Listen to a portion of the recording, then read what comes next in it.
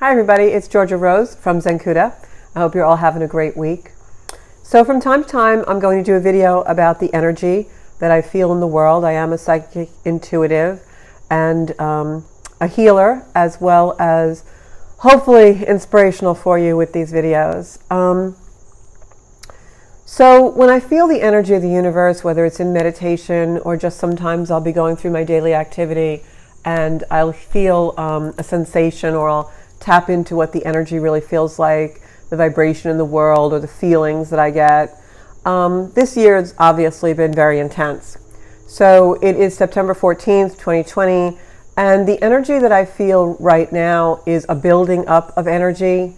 It feels like we are going to return to a lot of the energy and focus that we had emotionally and also physically in the global stage that we had in March. And I think partly that's because Jupiter is now going direct in a part of the sky that actually started to bring on a lot of the things that are happening in our lives and in our worlds during that time period of March, early spring.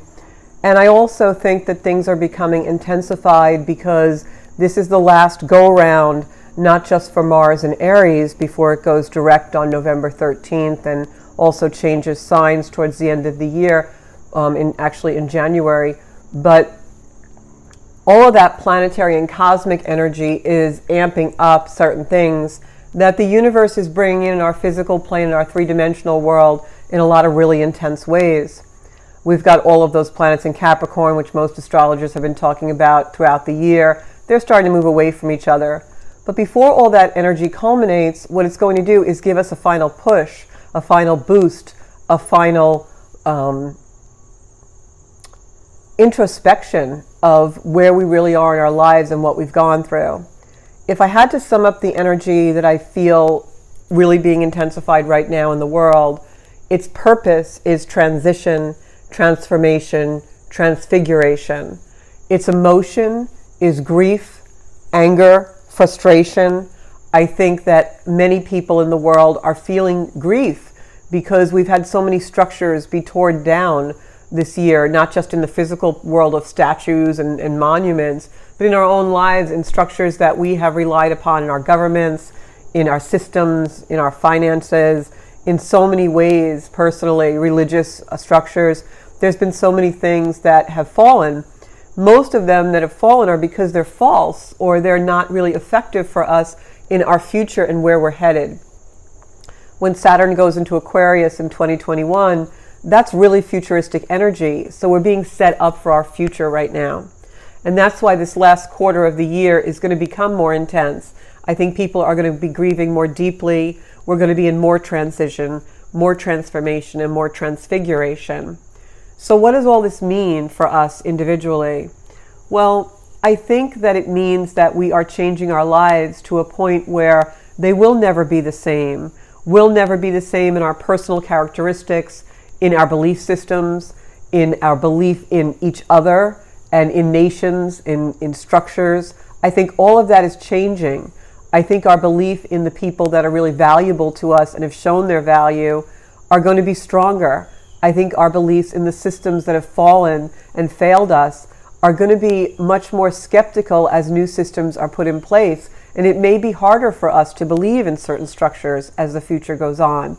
So certain things will get put in place to build that faith back into humanity and the things that humanity creates. We've yet to see what those things are. That's the macrocosm. But in the microcosm of our own life, what's the best tactic to take? What's the best course to take? Well, on the backdrop of people being violent and acting out and almost losing their humanity, I see so many things in the news, and I try to always watch live news, live feeds, and not get my information from a commentator or a reporter, because we all know that's been very fallible in these last few months, few years especially. And when I watch what's going on in the world, what I see is people are forgetting their humanity. They're forgetting who they are against the backdrop of an amplification of violence. I think this is systematic and stems from grief. I think it's systematic and stems from a disbelief in the fact that structures are being torn away from us and grieving the loss of them, whether it's in our personal lives, whether it's in the structures that have caused us loss, or whether it's in the people around us. I think that people are starting to act out on those emotions in a very physical, rioting, looting, protesting, and in a very emotional, passionate about their beliefs, to the point of anyone who doesn't agree really lashing out with anger over that. So I think there's a couple of things we can do here. You see Sparky in the background. I love our pets because they always take the high road, it seems. And of course, terriers can be a little stubborn. But anyway, what I'm going to say is the best way I've found personally to get through this energy, and I've gone through my own share of grieving in this energy. I've had loss of loved ones. I've had loss of structures in my life this past year. Deep challenges in relationships. And what I find my best tactic is being aware during the transition. This energy is one of real transition and real transformation for all of us. And it's uncomfortable and it's heavy and it's grieving and it's anxiety provoking because we don't know what comes next. But if we can stay in the transition, in the moments of the transitions, in the moments of our fear, our anger, our grief, that's where the little gems are. That's where the keys are to bring us to the future and be able to create the ideal life that we want.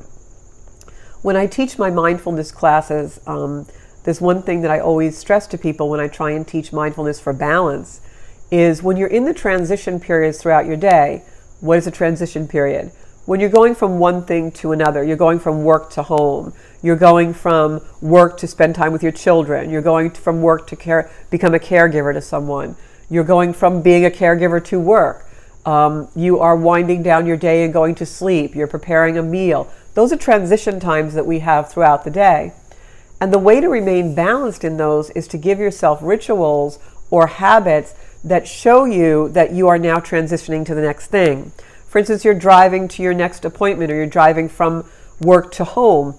Some people use that time to listen to beautiful music so that they transition their mind and their body and their sensations to be in the next thing so they can be fully present in that next part of the transition of the day. It's the same thing with these bigger transitions. The loss of a structure, maybe the loss of a job or the actual loss of a loved one or a relationship or the loss of something you truly believed in. Maybe you have to move your home or change something very big in your life. If we can zone into the sensations of what we're feeling while we're going through those transitions, those sensations hold the keys to how best to get through the transition. I can give you an example. I had a job change this year in my career, not in my spiritual career, but in my earthbound career. And it was a job change that I initiated and I made after a very careful decision. And it was right before the pandemic struck. So I started this job and then all of a sudden was tossed all over because we were furloughed and all these things happened. And so I was really in a place of high anxiety, thinking, did I make the right decision? Is this all going to work out, etc.? So what I started to do was go back to my meditation ritual, go back to spending more time with myself and really feel the sensations in my body. And there's a core in that fear, in that anxiety, in the grief, in the change, or whatever that is for you. There's a seed, there's a core in that that's not necessarily the situation you're going through. So my anxiety didn't stem from the job change. My anxiety stemmed from the insecurity of feeling unsafe and maybe not being able to continue to live in the same environment or not being able to continue my lifestyle. It was a seed that was planted at a very young time in my life as a child that I learned to cope with in a certain way. Because of those coping mechanisms put in place way back then, that was how I was dealing with the situation in the present day. And I think that's the transition of what's going on with the energy right now, especially this week when the planets are shifting a little bit to amplify this. Whatever is going on in our lives for 2020, whatever the transition has been for us, a move, a job, a relationship, a personal loss, whatever it is, it has its seed in an emotion that holds a lesson for us that's much bigger than the transition in the physical plane. For me, it was a year of really becoming self-confident even more than I've been, and really stepping into the home that has been my eternal home from within, instead of worrying about the home I live in or the environment I have, making that the best I can, but knowing that the true environment that's really important to me is what I have inside. And I think for a lot of us, when we really start to break down the transition and unfurl and unpack the situations that we're going through, we're going to find similar lessons, maybe about security, about inner security versus external security. I think that's really playing out in the world right now, and that's the energy. We see that on every street corner that has a conflict, right? People are trying to gain their security from the structures that are falling, and that's not going to happen. They're trying to hold on or change a status quo to something they want it to be, or hold on to a status quo that they want it to be. That's not going to happen. The universe has a plan, and we need to flow with it. So the more we try and dig our heels in and make something happen that is falling, to piece it together and it's falling apart, the longer we stay in the density of the grief and the anxiety and the fear. But if we can rise above that and flow with the lesson and the emotions that are wrapped up in all of this stuff that's going on, get down to the seed of that core of what this is for you. It's happening for you, not to you. It's happening to bring you to the seeds of that core and grow it into a new you, a new perspective, a new security that you've never had before. And I find that's what's happening in my life. I just had a recent transition with a very important relationship in my life, and my familial relationships. I literally had a visit with my family that was one of the best days of my life recently, and I never thought that was possible because of so many years of resentments and conflicts and things that we all needed to work out. And we've come to a place where we've really turned the corner for all of us.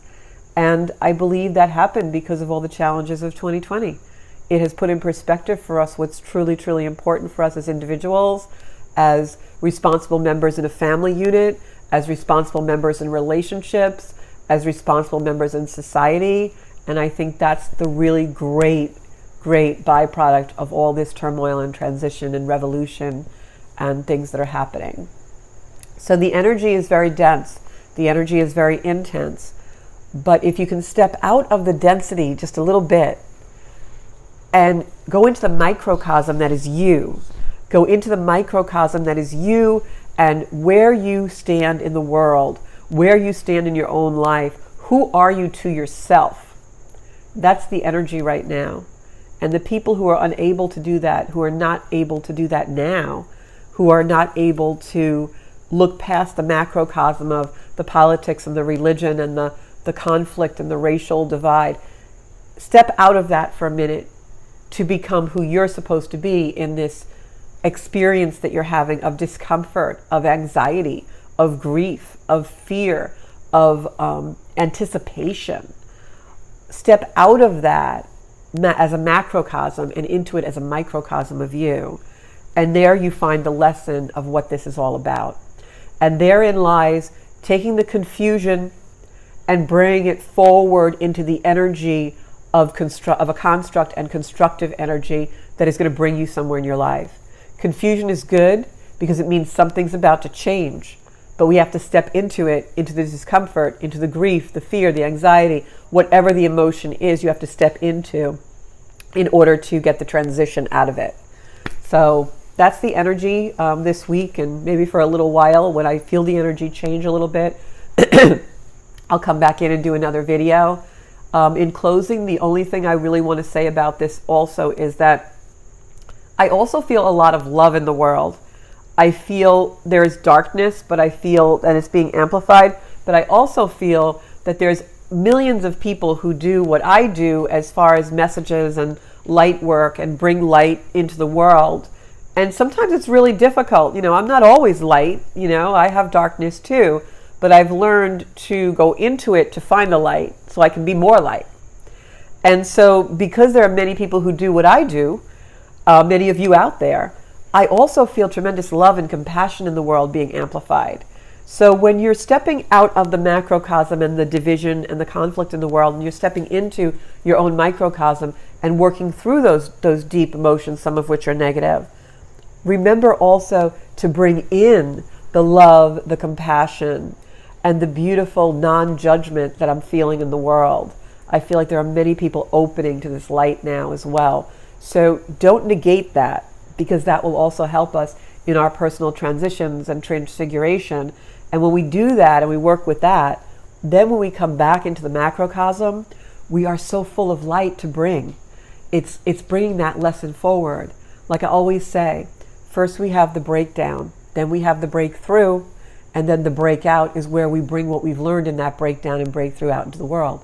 And that could be just having a conversation with your child or your parent or friend or whoever, but something you have gone through and something you have to tell will help another.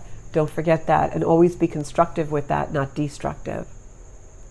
So I think that's the energy that I wanted to talk about today. I don't want this video to be too long because I want lots of people to watch it and get this message. I think it's really important. If you'd like to support my work further, I would love that. I need people to subscribe to my YouTube channel because I'm trying to get a certain amount of viewers so I can do certain things on YouTube. So if you would support my work, that would be lovely. And I'll keep doing these videos, hopefully to help you and inspire you, as so many people inspire me on a beautiful daily basis. So get in there and do your work in that microcosm that is you, because I think you're going to find a beautiful thing. And try to step out of the grief and the mourning and the losses that we're all feeling right now. Very heavy, intense energy, but go towards the light. Thank you so much. I hope to speak to you all soon. Remember, I do a Tuesday Night Live on Facebook and my Soul Space podcast every Thursday at 6:30 on govsradio.com. For a private reading, just book me on zenkuda.com. Thanks so much. I'll talk to you all soon. Enjoy your week. Bye-bye.